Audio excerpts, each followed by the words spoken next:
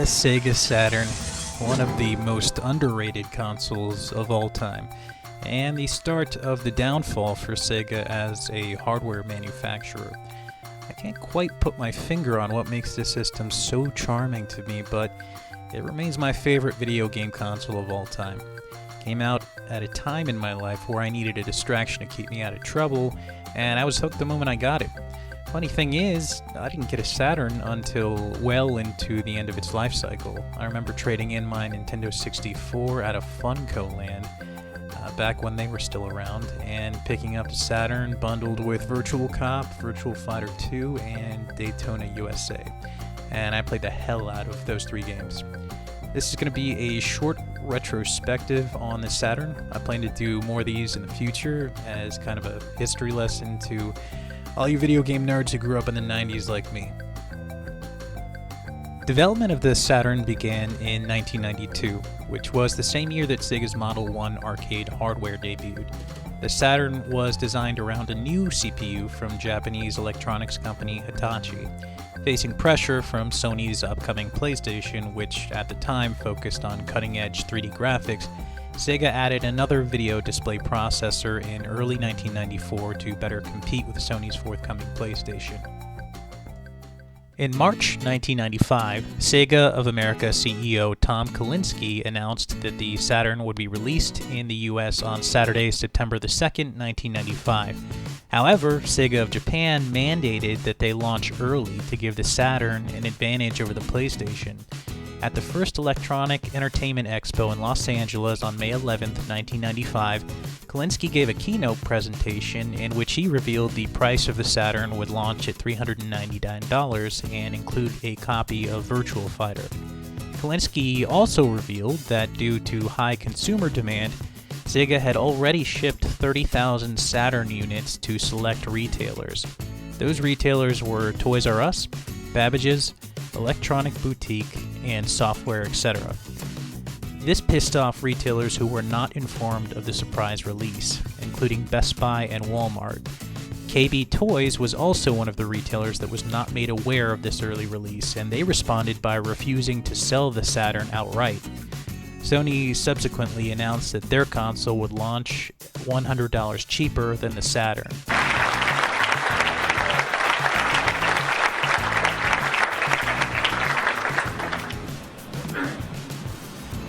$299.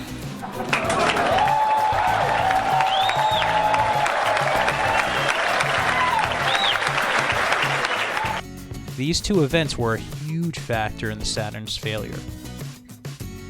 Another reason why the Saturn failed is because it was simply over-engineered. The Saturn had 8 processors in total. The main central processing units are 2 Hitachi SH2 chips clocked at 28.6 MHz. It also uses a Motorola sound controller running at 11.3 MHz, and a custom sound processor with an integrated Yamaha chipset for audio that was capable of up to 32 different sound channels with 16-bit PCM sampling, which was super high-end for the time.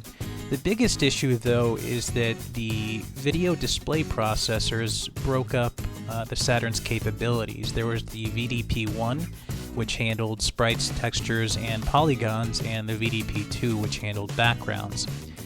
This was incredibly difficult to program for, so much so that developers simply didn't use VDP-2 and instead threw all of the work on VDP-1.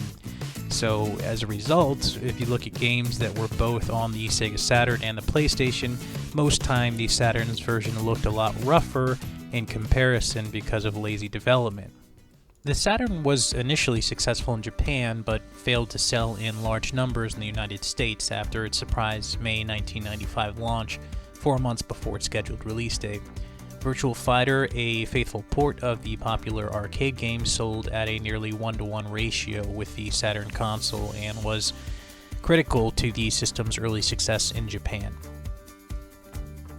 The Saturn's US launch was accompanied by a reported $50 million advertising campaign that included coverage in publications such as Wired and Playboy.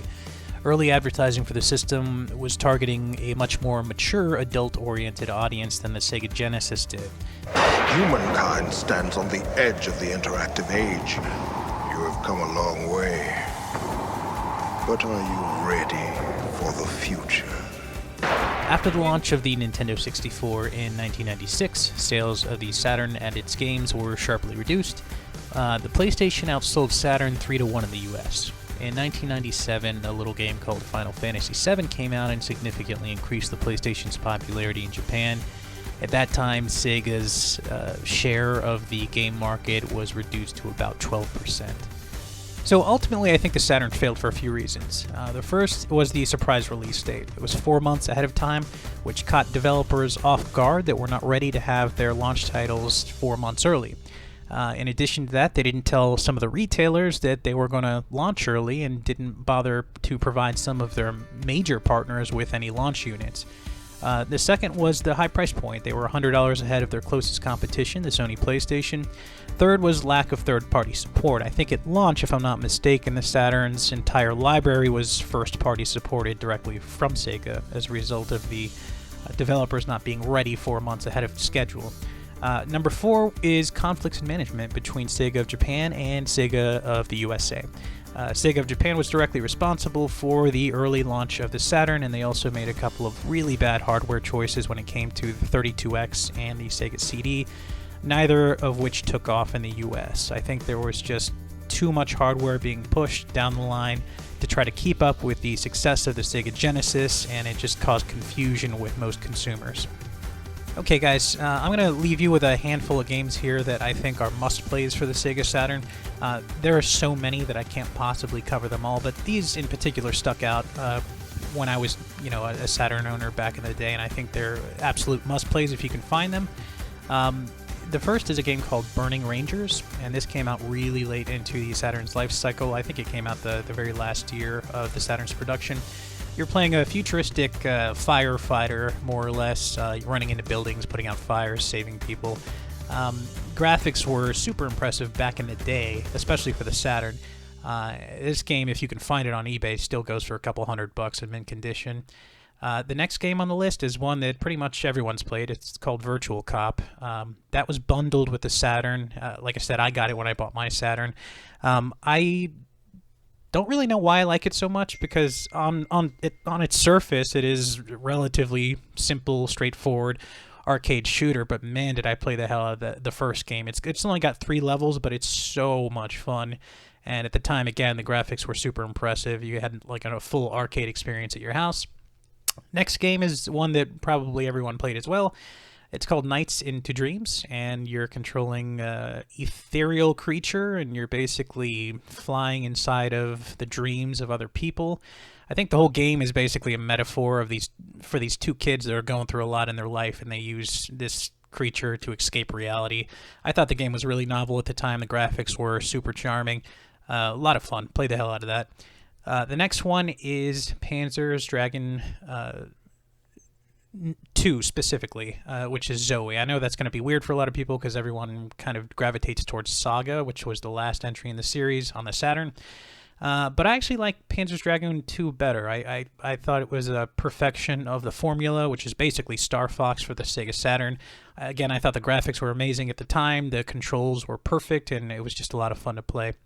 And next game on the list is Dragon Force. This is a game that is also super hard to find right now and goes for a lot of money on eBay.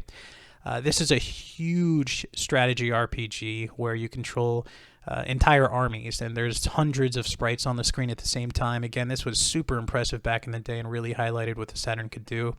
It probably looks like shit now, but I mean, it was jaw-dropping back in the day, and it's hundreds of hours of entertainment. It was really, really, really fun. I cannot recommend it highly enough. Last game on the list is Three Dirty Dwarves. This game reminded me a lot of the old Super Nintendo Teenage Mutant Ninja Turtle arcade brawlers.